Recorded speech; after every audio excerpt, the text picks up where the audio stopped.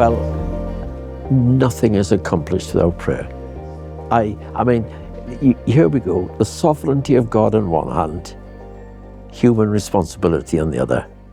We've got to be praying, because in praying, you not only get to know God, but you get to know yourself. It's the same with Bible reading. When you're reading the Bible, it's God speaking to us. So you get to know yourself. So you've got to pay the price for it. I mean, reading biographies, and you think, how on earth do these people do it? But it's a Holy Spirit thing.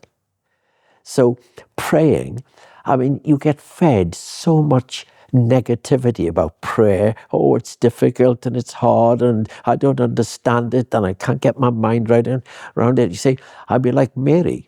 She didn't say, I can't get my mind around what's happening to me at this moment when Jesus was being born. She's pondered them in her heart.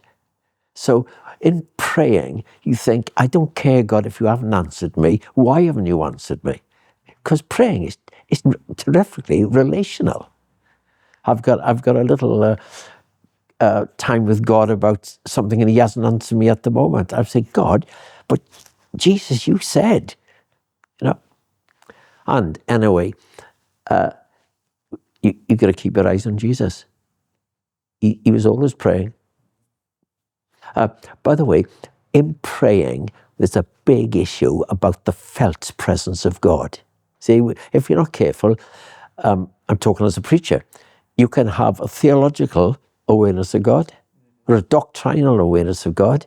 You can have like a practical awareness. And I think, no, I want the felt presence awareness of God. You think, I know God is here.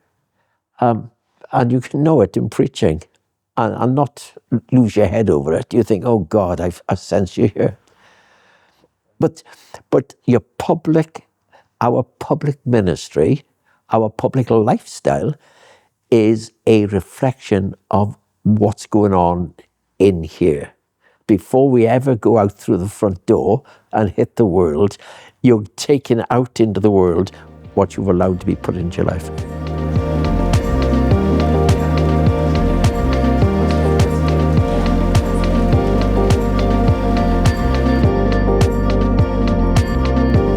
When I was a kid, we were short of money. So I looked at that. And then I was fed up with churches, even when I was young, having thermometers outside the building, hoping that Joe Public would pay their bills. And then when I started preaching, I heard the refrain, oh, we can't do that because we don't think it's the Lord's will. Well, in fact, what they were really saying is we can't do that because we haven't got the money. Or we can't do that because we have got the money, we don't want to spend it. So I began to see something here. Well, then one night, and this what changed me, I was in a youth meeting, no normal youth meeting, and the minister came in with a Grundig reel-to-reel machine that you guys don't know what I'm talking about. And he said, I'm going to play you a sermon. First time I'd heard a sermon on tape, and it was on tithing. I was working in a solicitor's office, earning £3 a week. I immediately started tithing. It was like a revelation to me. If you'd have asked me that, did you feel that at the time? No, but it was a revelation to me.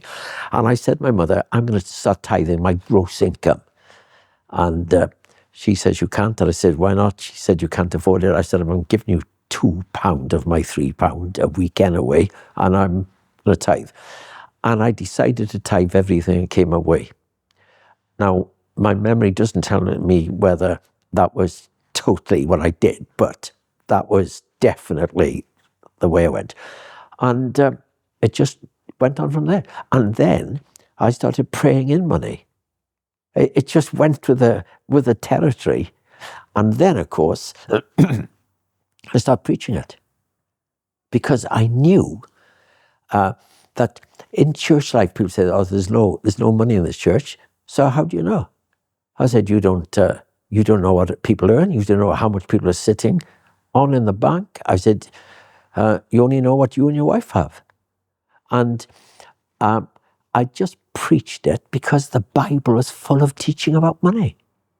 And so I've found myself preaching the prosperity gospel.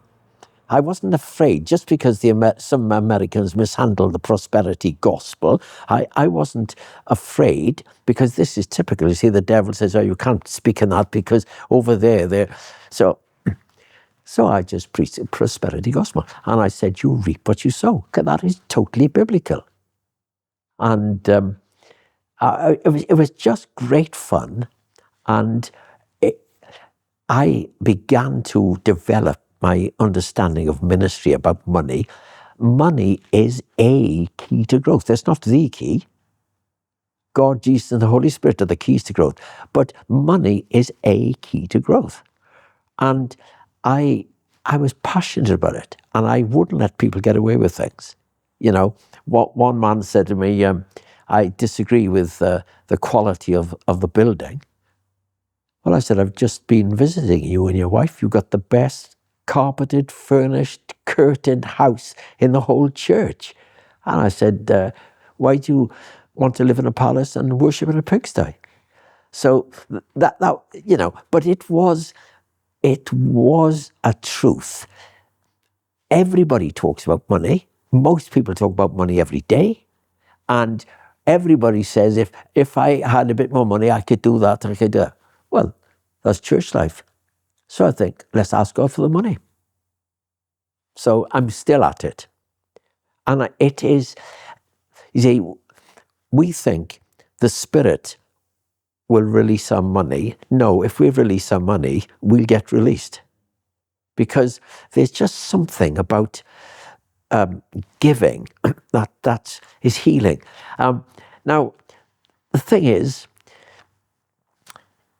we've got to give our money, identify with it, expect it. I used to say in the days of checks to the church in Bracknell, because people used to give in the plate, I'd say, kiss your check and say, see you later. And people thought I was joking, but it was just a Ben Davies way of saying it. You reap what you sow. The issue about giving is this: do you trust God or not? That is the bottom line about giving, honestly.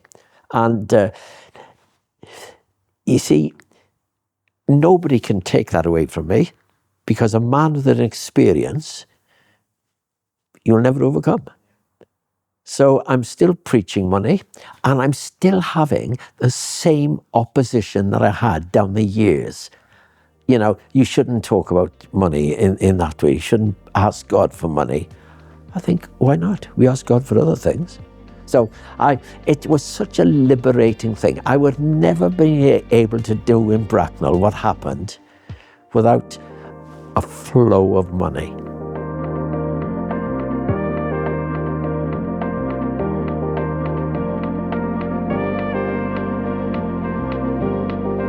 How have I kept my passion? It's a deliberate thing. I will be passionate because everybody else is passionate, so why shouldn't I be passionate about Jesus? I just pray and I say, God, I've got to know you. I've got to have you. You've got to display to me personally that where sin abounds, grace abounds all the more. I've got to know the riches of your mercy.